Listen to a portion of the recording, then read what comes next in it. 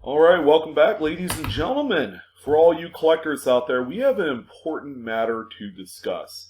All right, so we have a 1954 Lincoln Wheat Cent, and this one just sold over the weekend for an insane amount of money. This is not your typical coin with over 71 million pieces produced that should command this type of money.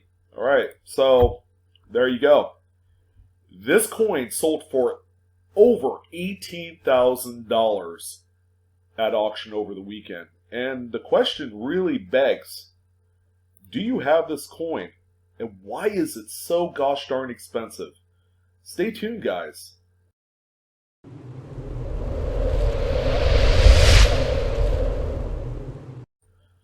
So yes, you heard that right.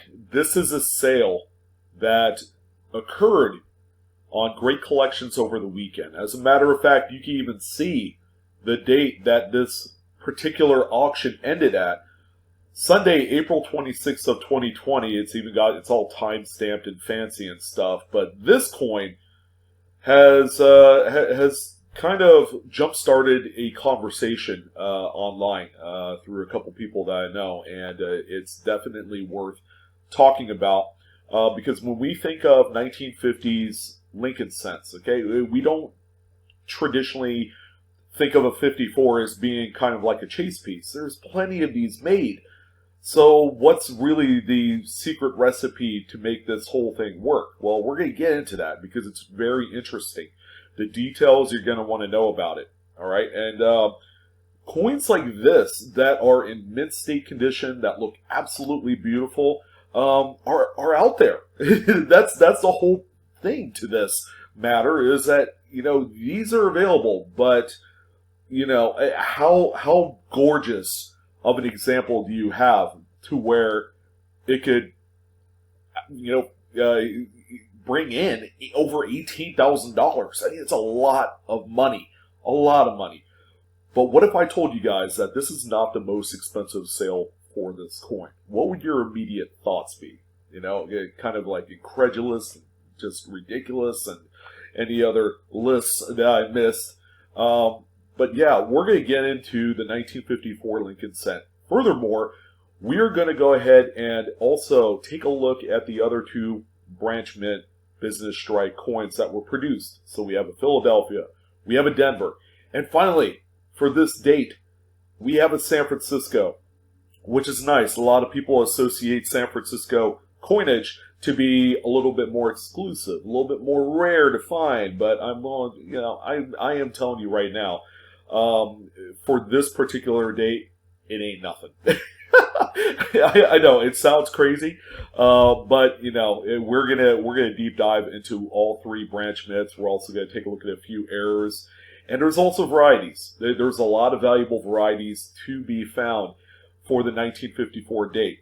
Okay, so which ones are we going to be looking at? Is there a specific mint that we're going to be focused on for the varieties and errors? We're going to take a look at that. So, yeah, 1954p. Apparently, this is the hot ticket item here this past week. As always, we're going to talk a little bit about the mintage figures of all three branch mints. This particular one, no shortage, 71,640,050. Now, I say no shortage, okay, and I mean that kind of loosely. But if you were to look at all the other dates of Lincoln Wheat cents, you'll find that the Philadelphia minted coins from 1950 to 1954 are actually comparably lower than the Denver and San Francisco minted coins, in addition to all the other Philadelphia minted coins from 55 to 58. So, what makes this one so top secret, hush hush, that you could sell it and buy a new car off of it? Okay, so it's all into grade. All right, go figure. This is a coin right here that you go all in or go bust. It really is what it comes down to. If you have an example, you need to make sure that it is as clean as the coin that is advertised on screen right now.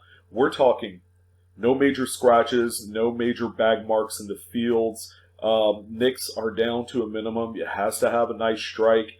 Those are all of the kind of like secret things that all come together to make a coin that has to grade at the highest level for it to be worth any measurable amount of money.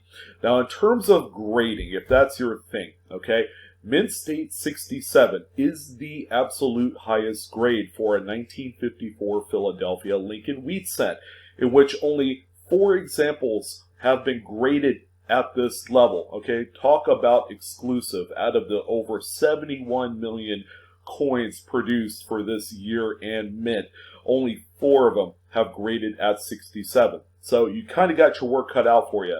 But if you have a number of examples that all fit the criteria, strong luster, strike, free of nicks, edge, damage, things like that, then you have something here. So we talked about the Great Collection sale that hit $18,061, but that's not the highest sale of this coin.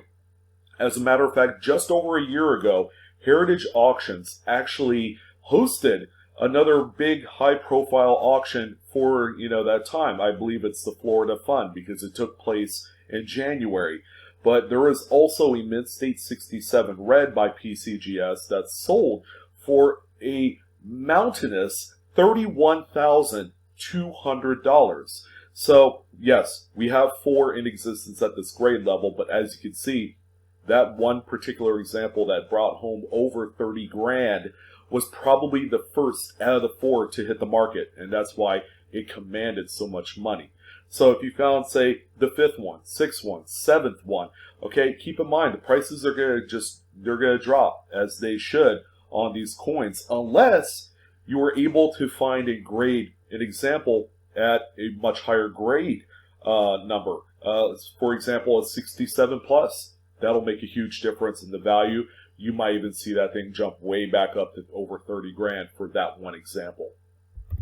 All right, so let's go ahead and deep dive into the Denver minted coins. All right, so this one has an obvious apparent letter D under the date. Okay, that's how you know that it was minted at the Denver facility. This one, out of the 3, is the highest mintage. Okay, 251,552,500 total pieces were produced for 1954. All right. In addition, the Denver Mint also cranked out some much better quality coins. Okay, it's reflective in the actual grades that PCGS has issued over the years. Now, the coin that you see here before you is a PCGS Mint State 67 Plus full red. All right, so this is the highest grade level for a 1954 Denver, in which 17 pieces were graded at this particular level. Okay, so it's not as rare as the Philadelphia, not by a long shot. But even at 17 pieces, it's still pretty exclusive company. It's not an overwhelming amount of coins graded as 67 plus. Far from it. Especially compared to the San Francisco coming up. That one's a doozy. But the highest sale recorded for a 54D in 67 plus was back in 2015. Heritage Auction sold one as a 67 plus for $7,638. And that's just the way the market goes as you have more population numbers of the highest level when it comes to grade. All right. What I also wanted to bring up is 1954, the Denvers are known for a tremendous amount of different repunched mint mark varieties. Okay, so there's one, major being that it is an attributed cherry picker's guide variety. All right, so it's the FS 501 RPM. It's a D over D over D. Now, looking at the picture, you can see the main letter D. Okay, the one that was punched last, and then you have another underlying D right here. Okay, so I said there's 3 Ds. So where's the third one? Actually, on this one, you also have a rotated D. So you have kind of like a split serif right here. So there's going to be a secondary D that has been punched kind of tilted. All right, so not as extravagant for the second punch, but that third punch, man, that one sticks out like a sore thumb. All right, so coins like this, if you're able to find one, like say in Mint State Red, because BU rolls are out there quite a bit actually, Those coins can command between like $20 to $50, depending on the grade level of the mint state grade. All right. There has even been a few examples that have eclipsed $100, but they got grayed out like at 66 plus or something like that. So keep that in mind. For more information, check out websites like coppercoins.com. If you haven't bookmarked any of these, shame on you. It's a wealth of resource, and there's a lot of great treasure to find out there. DoubledDie.com and VarietyVista.com is another great site. Go ahead and check out all three and bookmark them all. All right. So the final coin in the mix is going to be the San Francisco.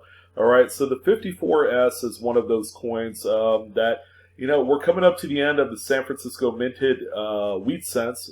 They did make them for 55, and then 56. It was just Philly and Denver. All right. So this coin right here to a lot of people is special because of the cool little letter S under the date. Now, the mintage on this one is just over the Philadelphia example at 96,190,000 total pieces made. However, more better quality coins came out of the San Francisco Mint in comparison to not only Philadelphia, but also the Denver mints. How is that reflected on the grades? Well, we have another PCGS Mid-State 67 Plus full red example. This grade matches the 54D in terms of the highest numerical grade. Okay, so it's almost like a 67.5, and that's how the plus designation is usually interpreted through the grading companies. Now, at this grade level, check this out. There are 40 pieces available out there graded at a 67 plus, over double what the 54D is. So how does that reflect in the secondary market? Glad you asked. So the highest recorded sale of a 67 plus full red was on Heritage Auctions back in 2013 in the amount of $1,880. Pretty crazy, huh? So, with all things considering, this is a really common coin up until someone finds that one elusive Mid-State 68. Will it happen? Well, more people have to look at their coins. It has to be generally flawless in order to obtain a 68 grade, so keep that in mind. So we're going to go ahead and leave just the general kind of coin talk regarding the three branch mints, and how about we look at a few errors? Okay, what do those look like, and how much have they sold for? So the first one that we have here is a 1954S Lincoln Wheat Cent that has an obvious broad struck error. Okay, so this thing was struck absent of any sort of retaining collar that keeps the coin seated during the strike. All right, so you can see that the metal has kind of like pushed out a little bit, especially at the bottom of the coin. But this is a really nice striking error. So this one sold on Heritage Auctions back in 2013 for $99.88. It's also worth mentioning that there was also a nickel that was batched along with this coin at the time of sale. So it was like a 2004 keelboat nickel that had a minor kind of like annealing error on there. But two coins together sold for about $100. The big value driver, of course, is in the Lincoln Cent, which probably makes for about 60 to 70% of that value. All right. So the next one that we have here is a really cool error. People would probably mistake this one as like a strike through grease, just based on how weak the obverse looks, but you still have like the date and Liberty and a few other things that are pretty well present on this coin. However, this one is a PCGS Mid-State 63 red-brown, and as you can see from the slab label, it says struck through late stage die cap. All right, so late stage simply means that this die cap, this coin that's been capped onto the hammer die, has sat there and has continuously struck thousands of coins, and that puppy got really thin. So that's why you're able to see certain devices like the date and Liberty pretty well on this coin, is because that thing was like paper thin before it became discovered and the thing was taken off of that hammer die. So a really neat error. This one sold for 89 bucks back in 2014. Keep an eye out for stuff like this. These do pop up. Okay, the more you look for and go through, you're gonna come to find that a struck through die cap looks very much like a coin that was struck through grease. Only it affects the entire obverse of the coin. All right, so the next one that we have here is a 1954D Lincoln wheat cent. This one's cool only because, you know, I'm a fan of off-center struck coins. This one was struck 55% off-center. It's a PCGS Mid-State 62 red-brown. Seems to me with the grade that this thing circulated a little bit. I kind of find that hard to believe because this thing would stick out like a sore thumb. But this coin right here sold for 132 bones. Actually, not even a year ago. September of last year, Heritage Auctions sold this one for $132. Pretty neat coin. And then finally, the last error of the bunch is going to be a 54 Philadelphia. This one is struck 15% off-center on the coin. In addition, it has two very nice sized clips on there. So this one's really cool. It's very presentable. It's hard to miss, that's for sure. This one sold for $336 September of 2019. It sold at the same time as the previous example, and that is a wrap on the errors. 1954, there wasn't a whole lot of errors. Okay, it's kind of they're kind of like one of those one-off years for Lincoln cent errors. They're just few and far between, based off of previous auction records. So definitely keep an eye out for some really interesting and intriguing anomalies on these coins, because we could certainly use more error coins for this particular date. So I hope you guys enjoyed the video. There was a lot to talk about. We are talking about a very expensive coin here for the 1954P. So if you got one, we'd love to hear about it. But it has to be as nice, if not better, than the one that you saw on screen today. So thank you guys for watching. As always, feel free to hit the like button, share the video on your favorite social media site, and of course, subscribe. Your patronage and your support goes a long way during these tough times. I'm your host, Sean, with Blue Ridge Silverhound. You guys take care. Enjoy the hobby. Happy hunting. And I will see you on the next coin video. Take care.